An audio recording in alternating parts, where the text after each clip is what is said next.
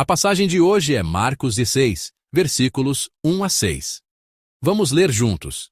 E, partindo dali, chegou à sua terra, e os seus discípulos o seguiram. E, chegando o sábado, começou a ensinar na sinagoga. E muitos, ouvindo-o, se admiravam, dizendo: De onde lhe vêm essas coisas? E que sabedoria é esta que lhe foi dada?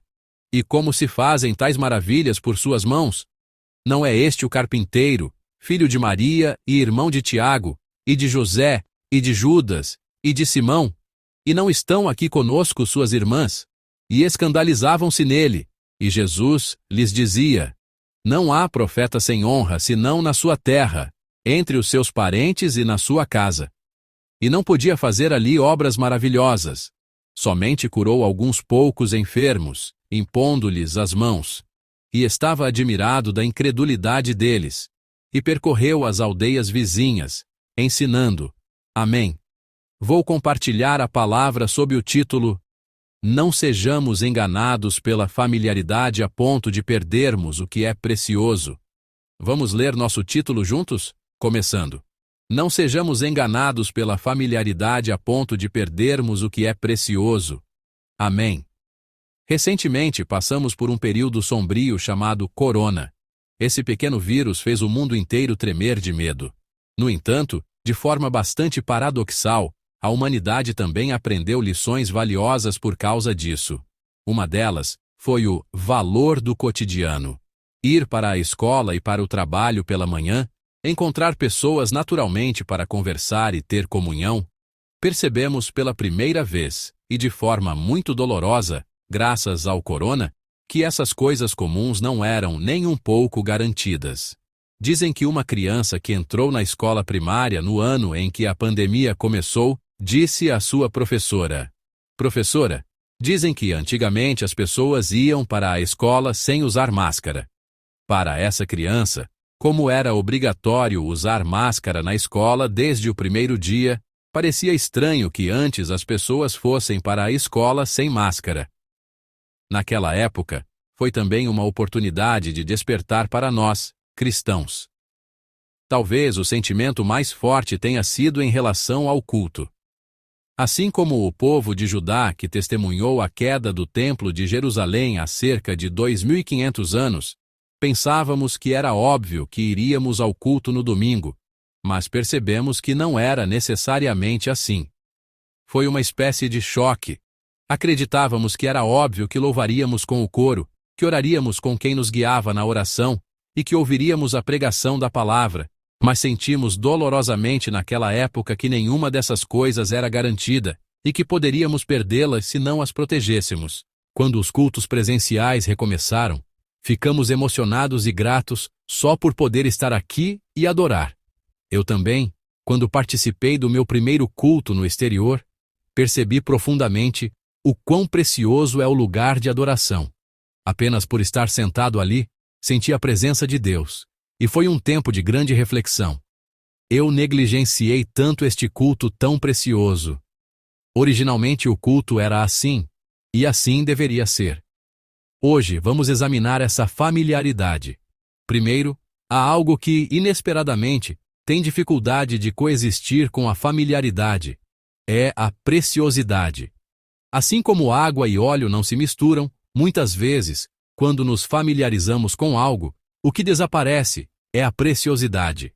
Há muitos casos em que algo era extremamente precioso em nossas vidas, mas, a partir do momento em que se torna familiar, perdemos essa preciosidade.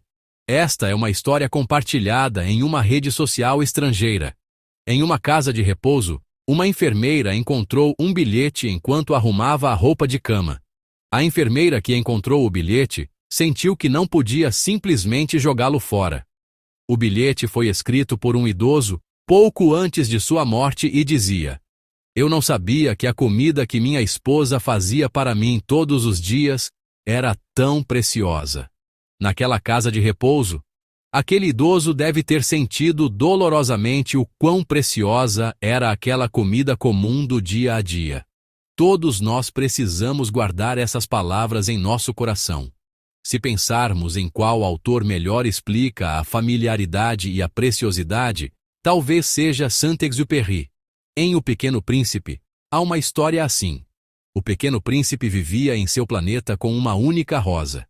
A rosa era exigente e cheia de caprichos, mas o Pequeno Príncipe cuidava daquela única rosa com toda a sua dedicação. No entanto, durante sua viagem, o Pequeno Príncipe sentiu uma grande tristeza e decepção. O motivo foi que ele viu inúmeras rosas em um planeta onde parou.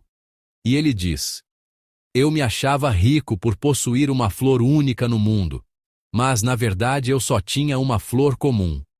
E o Pequeno Príncipe se joga na grama e soluça. O que ele considerava precioso, o que ele acreditava ser único, tornou-se comum, e por isso deixou de ser precioso. A preciosidade desapareceu. Então, uma raposa aparece, e os dois se tornam amigos. A raposa e o Pequeno Príncipe experimentam de fato a amizade e o relacionamento que na história são expressos pela palavra cativar.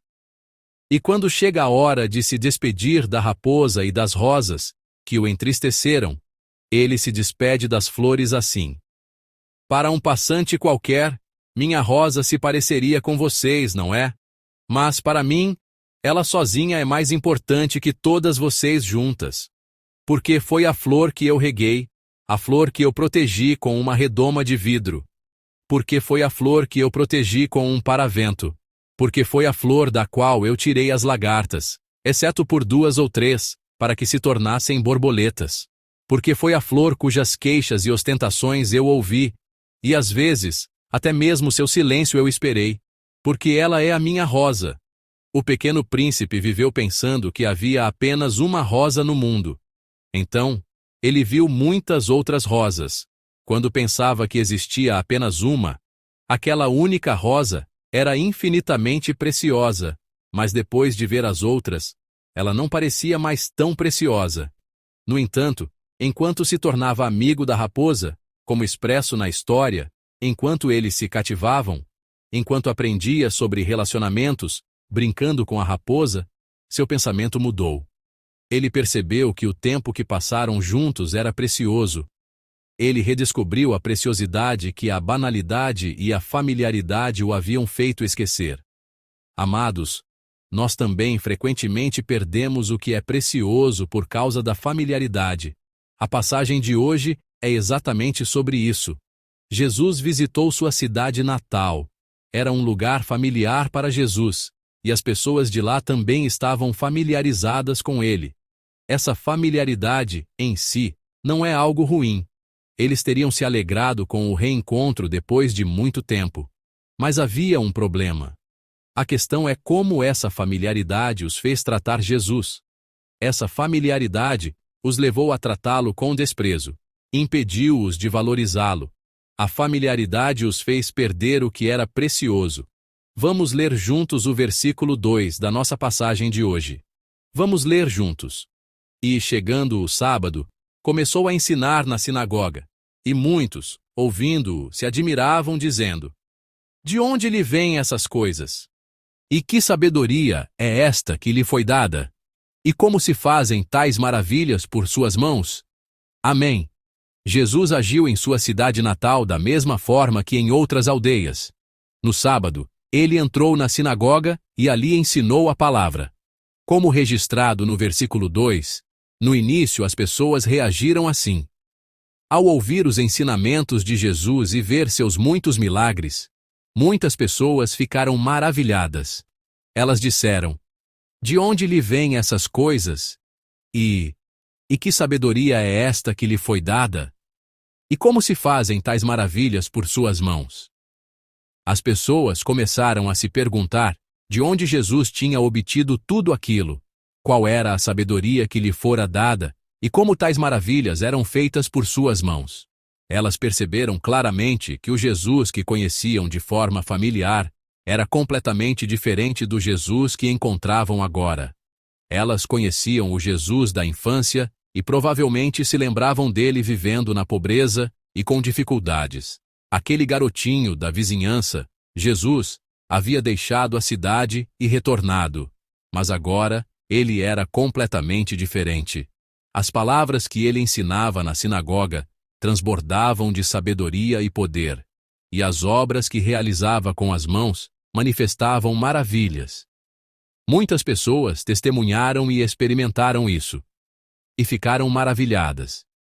Até aqui, eles estavam reagindo como as pessoas de qualquer outra aldeia. No entanto, essa experiência deles não se conectou com a fé. O testemunho sobre Jesus os levou ao que vemos no versículo 3. Vamos ler juntos o versículo 3. Vamos ler juntos. Não é este o carpinteiro, filho de Maria, e irmão de Tiago, e de José, e de Judas, e de Simão? E não estão aqui conosco suas irmãs? E escandalizavam-se nele. Amém.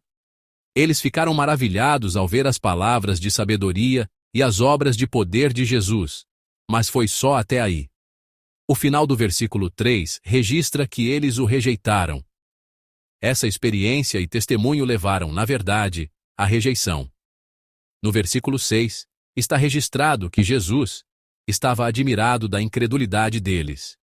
Isso significa que essa experiência e testemunho não levaram à fé. Por que eles rejeitaram Jesus?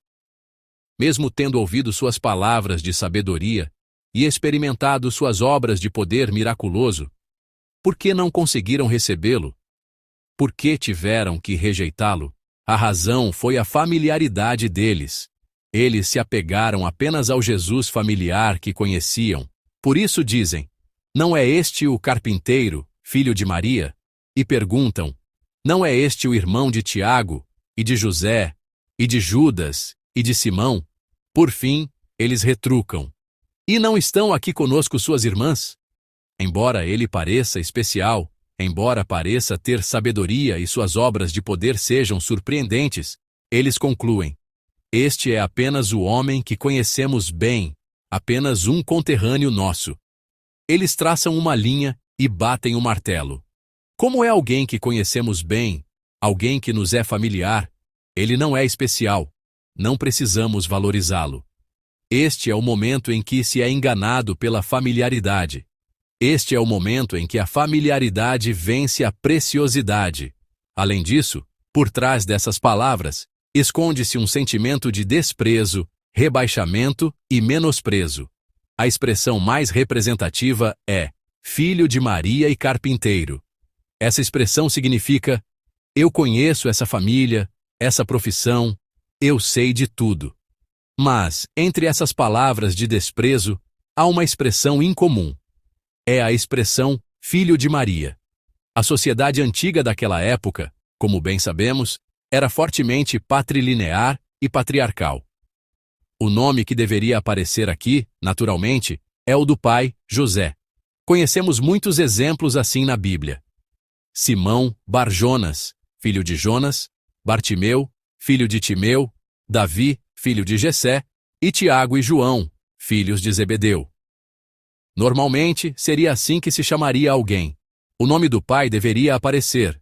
Mas agora, as pessoas da cidade natal, ao apresentar Jesus, dizem, eu conheço bem esse Jesus, e usam o nome da mãe, Maria, em vez do nome do pai, José. Por que usaram essa expressão? Os estudiosos especulam 3 ou 4 razões. Mas, resumindo, podem ser reduzidas a 2 principais. Uma é a ideia relacionada ao nascimento virginal, e a outra é a de que ela seria viúva. Considerando o clima da conversa no contexto, a primeira alegação sobre o nascimento virginal é difícil de aceitar. A segunda alegação é mais convincente. É provável que o pai, José, tenha falecido relativamente cedo, depois de ter Jesus e seus irmãos. Parece que, a essa altura, José já não estava mais neste mundo. Isso também pode estar ligado à profissão de Jesus, carpinteiro. Jesus provavelmente assumiu a profissão do pai e começou a trabalhar como carpinteiro desde cedo. Portanto, a expressão filho de Maria também é uma forma bastante depreciativa de se referir a ele. Ela carrega o significado de filho de viúva, alguém sem pai. Não é aquele menino que chamávamos de vez em quando para consertar coisas em casa? Não é o Jesus, filho daquele carpinteiro? Eu o conheço bem. As pessoas se lembram do Jesus familiar. e tentam rejeitar o Jesus Salvador. Embora tenham se comovido e se iluminado ao ouvir as palavras de sabedoria, embora tenham se maravilhado e se surpreendido ao testemunhar as grandes obras de poder, eles suprimem deliberadamente esses sentimentos. Eles se recusam a seguir na direção de aceitar o novo Jesus e tentam permanecer apenas no ponto familiar do garoto vizinho, o garoto da cidade que vivia uma vida pobre e difícil. Este é exatamente o momento em que a familiaridade está vencendo a preciosidade. O momento em que a familiaridade está suprimindo a preciosidade. Por causa da familiaridade, eles deixaram Jesus passar. E por causa dessa familiaridade, eles o rejeitaram. Não o rejeitaram por ser estranho ou novo. Foi por ser familiar que não conseguiram vê-lo corretamente. Apenas por pensarem que o conheciam bem, acabaram por não conhecê-lo de verdade. Amados santos, e quanto a nós, como estamos? Será que só nos resta a familiaridade? Será que a preciosidade desapareceu de nossa vida de fé? A familiaridade pode se tornar uma maldição. Esta é a lição da passagem de hoje. Por causa da familiaridade, podemos deixar Jesus passar. Por causa da familiaridade, podemos não encontrá-lo. Eu os abençoo em nome do Senhor para que examinem sua familiaridade. Por favor, examinem cuidadosamente suas vidas para ver se não estão deixando passar coisas preciosas por causa dessa familiaridade. Na verdade, desde que cheguei a esta igreja, tenho travado essa luta continuamente. Estou, de fato, lutando para nunca me acostumar. Desde a primeira vez que subi neste púlpito, minha oração tem sido esta: Senhor, por favor, não me deixe acostumar com este púlpito até o dia da minha aposentadoria. Essa tem sido minha oração. Que toda vez que eu subir aqui, eu sinta o tremor como se fosse a primeira vez, como quando vim aqui pela primeira vez para dar a aula na escola de doutrina. Naquela época, eu estava sentado aqui na primeira fileira para dar a aula. Que Ele me dê sempre aquele tremor, que eu seja antes inexperiente do que familiarizado, que eu ministre com a inexperiência que depende de Deus, em vez da familiaridade que depende de mim mesmo, que eu não obscureça a preciosa palavra de Deus com uma familiaridade equivocada. É assim que eu oro até hoje. Vamos examinar nosso lugar de culto.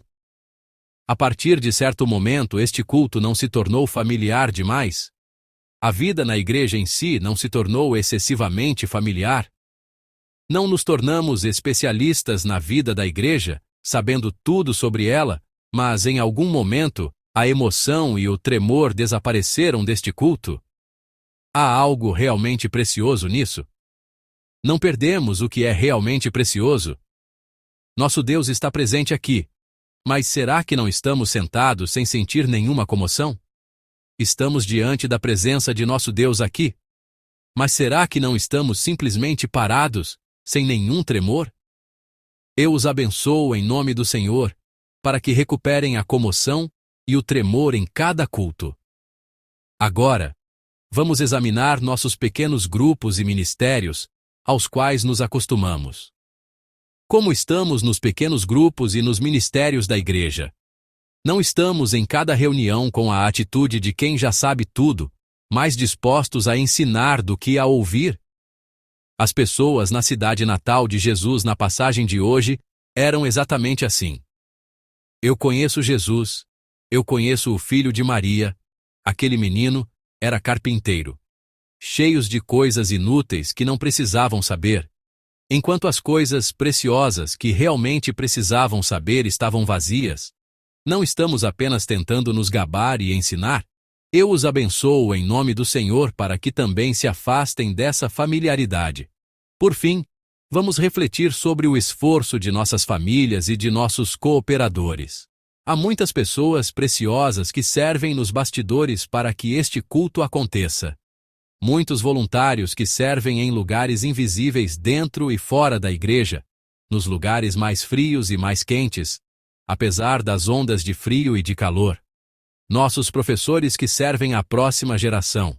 As equipes de intercessão que estão orando por este culto em seus quartos de oração agora mesmo. Não se deixem enganar pela familiaridade e não se esqueçam da preciosidade de seus cooperadores.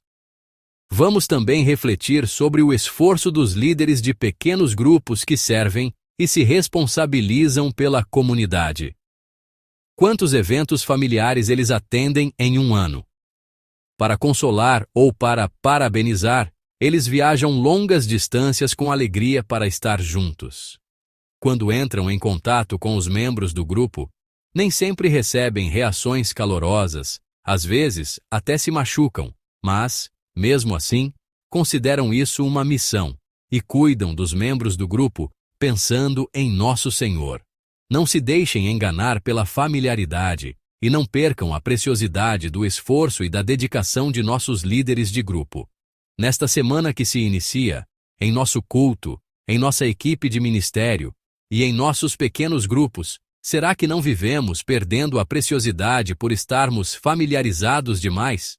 Será que não permanecemos na ignorância, iludidos de que sabíamos que a santa comoção e o tremor de Deus sejam restaurados e que todos nós possamos viver compreendendo essa preciosidade e esse profundo significado?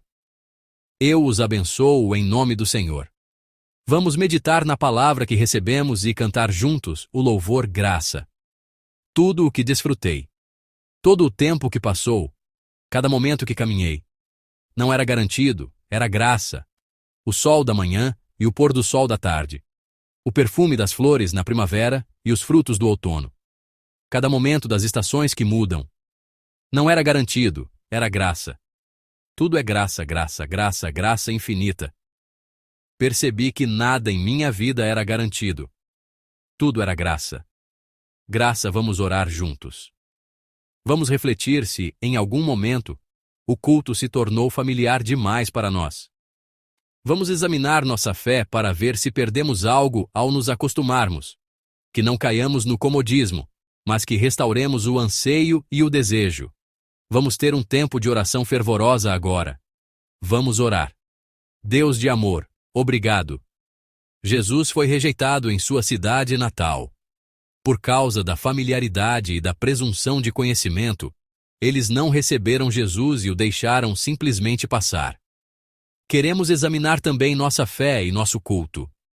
Quando foi que sentimos a santa comoção neste lugar de culto? Quando foi que, em nossa vida de fé, nos aproximamos de Deus tremendo? Que possamos viver sem perder e sem esquecer aquilo que é precioso, aquilo que é essencial. Oramos em nome de nosso Senhor Jesus Cristo. Amém.